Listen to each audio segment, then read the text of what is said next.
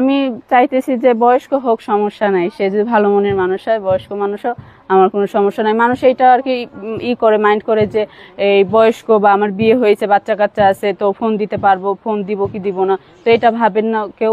যে যারই মন চাবে যে না আমি মেয়েটার পাশে থাকবো বা সত্যিকার অর্থে ভালোবাসবো, সেই ফোন দিতে পারবেন, আমার কাছে কোনো সমস্যা নেই। উদ্দেশ্যে একটা কথাই বলার আছে যে ভাই আমরা পরের কাজ করি, তো ফোন দিয়ে যদি না পান তাহলে গালাগালি করবেন না। আমি পড়ালেখা আছে আমার, আপনারা আমার নাম্বারটাই শুধু একটা মেসেজ দিবেন যে তিশা তুমি ফ্রি হইলে ফোন দিও, তো আমি ফোন দিয়ে যোগাযোগ করে নিব, এটা দিয়ে কোনো সমস্যা নেই।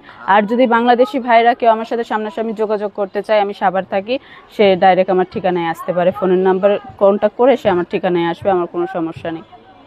সামনে দেখতে পাচ্ছেন একজন বোন, তো আসলে বোনটি কেন ক্যামেরার সামনে আসছে সেই কথাগুলোই আজ আমরা শুনবো তার মুখ থেকে। আপু আসসালামু আলাইকুম। ওয়ালাইকুম আসসালাম। কেমন আছেন? আলহামদুলিল্লাহ ভালো। আপনার নাম ঠিকানা একটু যদি বলতেন। আমার নাম হচ্ছে তিশা, আর আমি থাকি সাভারে, আচ্ছা, আর দেশের বাড়ি হচ্ছে রাজশাহীতে। রাজশাহী। তো আসলে ক্যামেরার সামনে কেন আসছেন, কি কারণে আসছেন? ক্যামেরার সামনে আসছি পারিবারিক সমস্যার জন্য। তো সেই সমস্যার কথাগুলো কি বলতে চাচ্ছেন? অবশ্যই বলার জন্যই তো ক্যামেরার সামনে আসছি। তাহলে একটু বলেন আসলে কি ঘটেছে, কেন বা ক্যামেরার সামনে আজ আসতে হলো? আমার বাবা নাই, আমার মা আছে আর ছোট একটা বোন আছে, এটা নিয়ে আমাদের সংসার। আমি টেইলার্সের কাজ করি, তো টেইলার্সের কাজ করি, আমাদের সংসার চালাইতে পারতেছি না। আর আমারও তো বয়স হয়েছে, বিয়ের বয়স হয়ে যাইতেছে, তো একটা ভালো মানুষ পাইতেছি না। আর এখনের মানুষ যৌতুক ছাড়াও বিয়ে করতে চাইতেছে না। আর সেই ক্ষেত্রে দেখা যাচ্ছে আমার মা আছে, আমার বাবাও নাই, বড় একজন ভাইও নাই, আমার ছোট্ট একটা বোন আছে, তো এটা নিয়ে সংসারে খুব অভাব অনটনে যাইতেছে। এর জন্য আসছি ক্যামেরার সামনে, যদি কোনো হৃদয়বান ব্যক্তি থাকে আমাদের পাশে দাঁড়ানোর জন্য, এর জন্য আর কি ক্যামেরার সামনে আসা।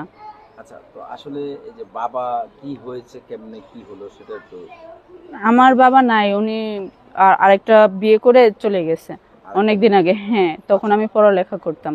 আচ্ছা, তো আসলে আপনার ভাই বোন কয়জন বললেন? আমার বোন আছে একটা ছোট। ছোট বোন? হ্যাঁ, ভাই নেই? না কোনো ভাই নেই। আচ্ছা, মা তো আছে? হ্যাঁ, মা আছে। মা কি করে? মা এখন অসুস্থ, তো মা বাসায় থাকে, আমি টেইলার্সের কাজ করি। মা বাসায় থাকে? হ্যাঁ। আচ্ছা, আপনি টেলার্সের কাজ করেন? আচ্ছা, এই যে মা বাসায় থাকে, আপনি টেলার্সের কাজ করেন, তো আসলে সেটা দিয়ে কি আপনাদের পরিবারটা চলে কি?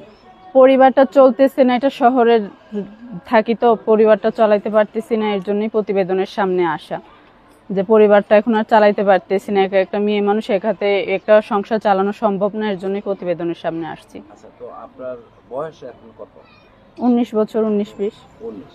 বিয়ে শাদী কি হয়েছে? হ্যাঁ। বিয়ে শাদী হয়েছে? না ভাইয়া, বিয়ে শাদী হয় নাই। বিয়ে শাদী যদি হইতো তাইলে তো আর প্রতিবেদনের সামনে আসতাম না। আচ্ছা, তো আসলে এই যে বিয়ে শাদী হয়নি, ক্যামেরার সামনে আসলেন, তো এখন মূলত কি চান আপনি?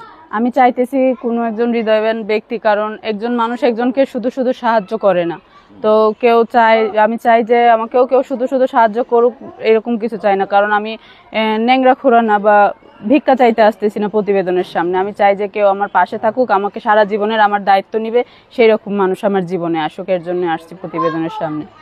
আচ্ছা, ঠিক লোক না, একটু বিগাড় করতে আগে করতে দেও না, কথা বলে না, এটা জানা না। আচ্ছা, গান করেন এখন। তো আসলে এই যে আপু, আপনি আসছেন একজন ভালো মনের মানুষের জন্য, তো আপনি তো দেখতে অনেক সুন্দর। হ্যাঁ, তো ক্যামেরার সামনে আসতে হবে কেন? কেউ কি আপনাকে কোনো বিয়ে শাদী কিংবা প্রেমের প্রস্তাব দেয়নি? আমি তো বললামই যে এখনের ছেলেরা দেখা যাচ্ছে যে বাংলাদেশি ছেলেরা যার যদি মেয়েদের বিয়ে করে, তাহলে মনে করেন যে নেশা টেশা করে ফেলায় থুয়ে চলে যায়, আর যৌতুক ছাড়া কেউ কাউকে বিয়ে করতে চায় না। তো ক্যামেরার সামনে আসার যে এটা অনেক মানুষের কাছে পৌঁছাবে, তো অনেক মানুষের মধ্যে একজন মানুষ যদি থাকে আমার পাশে থাকার জন্য, সেই ভালো মানুষটাকেই আমি খুঁজতেছি। আপনি বললেন যে বাংলাদেশের, আপনি কোন দেশের ছেলে? না, বাংলাদেশেরই ছেলে আর কি। বললাম যে আমাদের চারকিনায় যারা থাকে তারা মনে করেন যৌতুক ছাড়া তো বিয়ে করতে চায় না। মানে আপনাকে যে যৌতুক ছাড়া বিয়ে করবে তার কাছে যাবেন? হ্যাঁ, অবশ্যই। আচ্ছা, এমনি কি কোনো ধরনের কোনো সহযোগিতা চাচ্ছেন কিনা আপনি? সহযোগিতা, ওই যে বললাম না ভাই, যে কেউ তো কাউকে স্বার্থ ছাড়া সহযোগিতা করে না। কিসের জন্য করবে? কেউ কাউকে স্বার্থ ছাড়া সহযোগিতা করে না। যখন দেখবে যে আমি এমনিতেই সুস্থ মানুষ, তখন আমাকে কেউ সহযোগিতা করবে না। তাই তার জন্য বলতেছি যে আমাকে যে বিয়ে করবে সারা জীবনের দায়িত্ব নেবে, 1-2 দিনের জন্য না, সারা জীবনের দায়িত্ব নেবে, আমি সেই রকম মানুষ চাইতেছি। এরকম মানুষ হলে বিয়েই বসে যাব। সাহায্য চাচ্ছেন না? না, আচ্ছা একদম বিয়ে বসবো, যেন সারা জীবন সে আমার পাশে থাকে, আমার দায়িত্ব নেই সারা জীবনের জন্য। 1-2 দিনের সাহায্য নিয়ে কি করবো, সারা জীবনের যে দায়িত্ব নিবে সেই রকম মানুষ চাইতেছি। আচ্ছা আপু, আমরা একটা কথা বলি, এখনকার দিনে মেয়েরা বেশিরভাগ বয়স্ক লোক চায়, এটা কারণটা কি যদি একটু বলতেন? বয়স্ক লোকদের মন মানসিকতা ভালো থাকে,